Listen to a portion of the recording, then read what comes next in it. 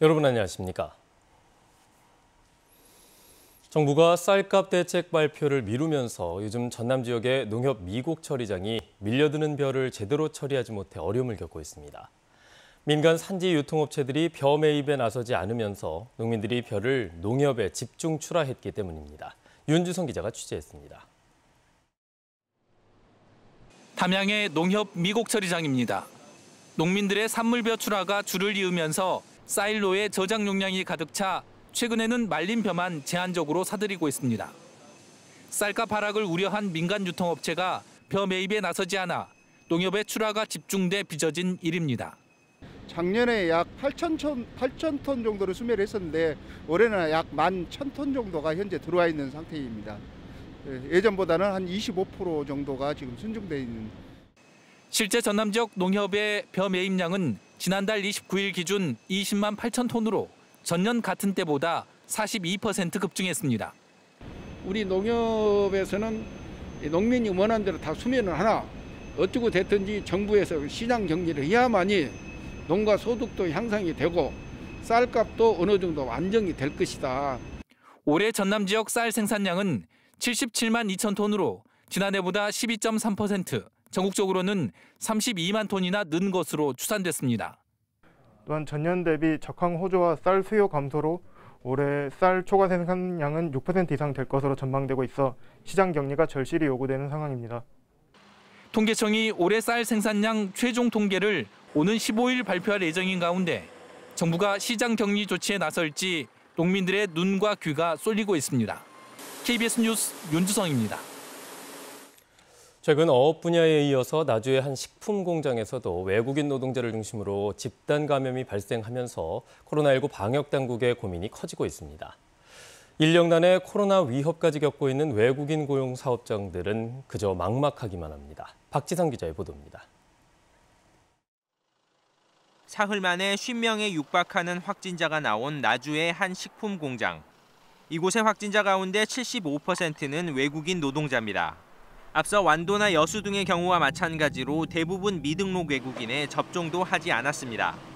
미등록자를 합해 전남에 머물고 있는 것으로 추정되는 외국인은 5만 5천여 명으로 전남도 전체 인구의 3% 정도입니다. 하지만 최근 2주 사이 전남에서 나온 확진자 5명 가운데 1명 이상이 외국인일 정도로 감염은 급증하고 있습니다. 등록 외국인은 접종률 91%, 접종 완료율 75% 수준으로 내국인과 비슷하지만 미등록 외국인은 접종과 감염 여부에 대한 확인도 쉽지 않습니다. 농어촌은 물론 제조 공장까지 인력난이 심각해지면서 외국인의 일자리 이동이 수시로 이루어지고 있다는 점도 위험을 키우고 있습니다. 신규 취업하신 분들은 반드시 이렇게 검사를 하도록 저희가 행정명령도 발동을 하고 있는데 중간에 이렇게 외국인 커뮤니티를 잠시 만나고 오거나 이런 분들은 찾기가 굉장히 어려워서 이런 상황에서 성수기에 접어든 김양식어가나 김치공장 등은 인력난의 방역까지 이중고를 호소하고 있습니다. 하루하루 인력 사무를 갖다 쓰는데 믿지를 못하니까 그래서 쓰면서도 언제나 바닥 일할 때 마스크 쓰고 다 조심하고 지금 하고 있는데 전라남도는 집단 감염 위험이 있는 사업장마다 담당 공무원을 지정해 네 외국인 모두 접종과 검사, 인원 변동 여부를 매일 확인하기로 했습니다. KBS 뉴스 박지성입니다. 어제 오후 6시를 기준으로 광주와 전남 지역에서는 코로나19 신규 확진자 20명이 발생했습니다. 광주의 신규 확진자는 10명으로 이 가운데 3명은 집단 감염이 발생한 광산구 소재 대형 사업장 관련이고 1명은 직업 속에서 행정명령 관련, 나머지 6명은 기존 확진자의 접촉자들입니다. 전남의 신규 확진자는 10명으로 이 가운데 3명은 감염 경로를 조사 중이고 나머지 7명은 가족이나 직장 동료 등 기존 확진자 관련입니다. 지난해 광주의 한 대학교에서 학과 조교가 학생에게 전공 과목 시험지를 통째로 전달한 사실이 뒤늦게 드러났습니다. 학과 교수들은 이 사실을 알고도 별다른 조치를 하지 않았고 최근 문제가 다시 불거지자 학교의 명예를 위해 넘어가자고 했다고 합니다. 대학의 학사 관리 이렇게 해도 되는 걸까요? 손준수 기자입니다. 지난해 10월 2학기 중간고사를 앞둔 광주의 한 대학교. 학생 A씨는 시험에 도움을 줄 자료가 있다는 말에 평소 알고 지내던 조교 B씨의 이메일 아이디와 비밀번호를 받았습니다. B씨의 아이디로 로그인한 A씨가 이메일 계정에서 발견한 건 전공 과목 시험지 A씨는 시험지를 출력하기까지 했지만 부정행위자로 몰리기 두려워 교수들을 찾아가 사정을 털어놨습니다. 하지만 교수들은 시험 문제를 바꾸거나 시험지 유출 사실을 학교에 알리는 등의 조치를 하지 않았습니다. 계속 시험 때까지 아무 말이 없으셨어요, 교수님이. 번호 따로 안 보나요? 이렇게 얘기를 했는데도 그냥 가만히 있어 봐라 이렇게 얘기하고서. 이런 사실은 1년 만에 대학 온라인 커뮤니티를 통해 뒤늦게 알려졌습니다. 학생들은 시험이 공정하게 치러지지 않았다며 거세게 비판하며 징계 등을 요구했습니다. 하지만 학과 교수들은 학생들을 만나 당시 판단을 잘못했다고 인정하면서도 국가고시가 얼마 남지 않았다며 학교의 명예를 위해 여기서 마무리해달라고 말했습니다. 그때도 약간 쉬쉬하려는 약간 그럴 수도 있다. 같은 학생끼리니까 같은 학과 출신이니까 좀 봐주자. 뭐 인간은 실수를 할 수 있다 이런 식으로 말씀하셔가지고 그때 학생들이 반발이 더 컸죠. 이와 관련해 일부 교수는 KBS와의 통화에서 시험지를 미리 받은 A 학생에 대해 직전 학기 기준으로 점수를 부여하는 등 성적에 이득을 얻지 않도록 조치했다고 해명했습니다. 민원을 접수한 교육부는 사실관계를 확인해 보고할 것을 대학에 요구했습니다. 대학 측은 시험지 유출 사실을 인정하며 교수들의 조치가 적절했는지 조사 중이라고 밝혔습니다. KBS 뉴스 손준수입니다. 최근 요소수 부족 사태로 인해 혹시 화재나 구조 현장에 나가는 소방차가 멈추지는 않을까 걱정하는 분들 있으실 겁니다. 전남에서도 직접 소방서를 찾아서 요소수를 익명으로 기부하는 발길이 이어지고 있습니다. 소방관들은 현장에서 최선을 다해 보답하겠다는 각오를 보였습니다. 보도에 최성현 기자입니다. 어둠이 내려앉은 한 119 안전센터로 승용차 한 대가 들어옵니다. 한 시민이 직접 싣고온 요소수 50리터를 하나둘 건물 앞에 내려놓습니다. 소방관이 자초지정을 물어보지만 별다른 말 없이 서둘러 자리를 뜹니다. 또 다른 119 안전센터. 한 남성이 아이의 손을 잡고 한 손에는 짐수레를 끌고 건물 안으로 들어갑니다. 싣고 온 짐은 요소수. 한 달 전 어린 자녀가 다쳐 119 구조대의 도움을 받은 것에 보답하기 위해 요소수를 기부한 겁니다. 도움 받아서 인사는 드려야겠다는데 시간이 좀 딜레이되고 그렇게 해서 뭐 과일 박스라도 가져가거나는 그런 게 차라리 더 도움될 것 같아서 쓸 거 남겨둔 거 3개만 쓰겠습니다 하고 갖다 드린 거거든요. 광양의 한 119 안전센터에도 시민들이 말없이 두고 간 요소수가 130리터에 달하는 등 광주 전남 일선 소방서에서 요소수를 익명으로 기부하는 시민들의 발길이 이어지고 있습니다. 소방관들은 따뜻한 마음에 보답하기 위해 현장에서 최선을 다하겠다는 각오입니다. 시민들께서 자발적으로 이렇게 요소수를 직접 기부해 주시고 그래서 출동하는 데 지장이 없도록 최선을 다해서 노력하겠습니다. 가격이 오르고 구하기조차 어려워진 상황에도 요소수 익명 기부가 잇따르는 가운데 광주시와 전라남도 소방본부는 각각 6개월과 4개월분의 요소수를 확보하고 있는 만큼 당분간 수급에 차질은 없다고 밝혔습니다. KBS 뉴스 최송현입니다. 이런 가운데 민주노총 광주본부가 실효성 있는 요소수 수급 대책 마련을 촉구하고 나섰습니다. 노조는 논평을 통해 호주에서 요소수 2만 리터를 긴급 수입하겠다는 방안 등으로는 문제를 해결할 수 없다며 공급책과 함께 자금률을 높이는 등 정부의 근본적인 대책 마련이 필요하다고 강조했습니다.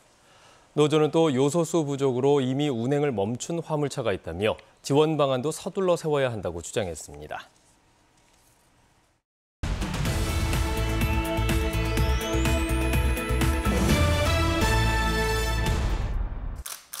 여수시가 주식회사 KT링커스와 함께 탄소 중립 2050 실현과 전기 이륜차 보급 활성화를 위한 업무 협약을 맺었습니다. 협약에 따라 KT링커스는 공유 배터리 충전소 설치와 운영 등을 맡고 여수시는 인허가 등 제반 행정사항 협조와 전기 이륜차 보급 활성화를 위한 정책 홍보를 추진할 예정입니다. 광주대학교 국방기술학부 재학생 12명이 2021년 육군 군 장학생 선발 시험에서 최종 합격했고 공군과 해병대 장교 시험에도 3명이 합격했습니다. 광주대 국방기술학부 교수는 ROTC 장교와 전국 단위 선발 군 장학생 시험 등의 합격률을 높일 수 있도록 적극 지원하고 학생들이 학비 부담 없이 자유롭게 학업에 전념할 수 있도록 돕겠다고 밝혔습니다. 영암군의 지역 대표 특산품인 무화과 150kg이 아랍에미리트에 시범 수출되는 등 첫 수출길에 올랐습니다. 영암군은 상온에서 이틀 정도만 유지되는 무화과의 특성상 수출이 현실적으로 어려웠지만 무화과 시설하우스 축성재배 기술로 저장 기간이 길고 과육이 치밀한 무화과가 개발돼 수출이 가능해졌다고 밝혔습니다. 한평군과 유니세프 한국위원회가 어린이가 살기 좋은 세상 만들기 업무 협약을 맺었습니다. 이번 협약에 따라 유니세프는 국향대전 등 군 주최 행사에 유명 인사 참여를 지원하고 한평군은 각종 행사장에 유니세프 홍보 공간을 별도로 마련해 모금 활동을 도울 예정입니다. 지금까지 단신브리핑이었습니다. 광주지방검찰청 순천지청은 부동산 투기와 친인척 채용 특혜 등의 의혹을 받고 있는 정현복 광양시장에 대해 부패방지법 위반 등의 혐의로 구속영장을 청구했습니다. 정 시장은 시청 내부 정보를 이용해 진상면 등의 도로 건설이 추진될 것을 미리 알고 2019년 부인의 명의로 해당 부지를 매입한 혐의를 받고 있습니다. 정 시장에 대한 영장 실질 심사는 이르면 오늘 열릴 예정입니다. 국민의힘 윤석열 대선 후보의 광주 방문을 하루 앞두고 지역 시민사회단체들이 적극적인 대응을 예고했습니다.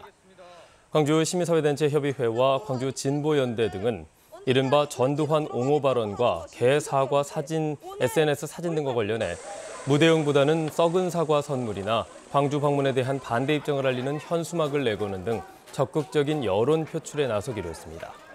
이용섭 광주시장도 기자들을 만난 자리에서 윤 후보가 이번 기회에 5.18에 대한 올바른 역사관을 갖추고 5.18 진상규명과 책임자 처벌에 대한 입장도 분명히 밝혀야 한다면서 진정성 있는 사과를 재차 요구했습니다. 광주시가 내년도 예산안 제출을 앞두고 광주시 의회에 전 시민 대상 일상회복지원금 지급 추진과 관련해 의회에 협조를 요청했습니다.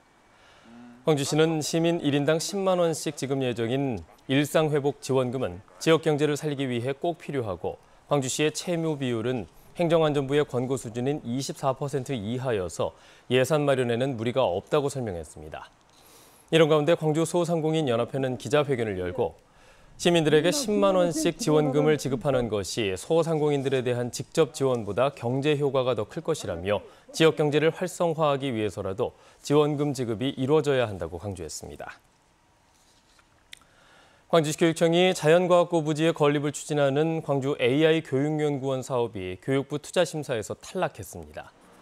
정무창 광주시 의원은 행정사무감사에서 광주시 교육청이 광주 AI 교육연구원의 설립을 안일하게 추진하면서 교육부 중앙투자심사에서 재검토 결정을 통보받았다고 지적했습니다. 정 의원은 광주 지역의 학생과 교사, 학부모 등이 다양한 AI 관련 체험을 할 수 있는 광주 AI 교육연구원이 설립될 수 있도록 철저하게 준비해야 한다고 강조했습니다.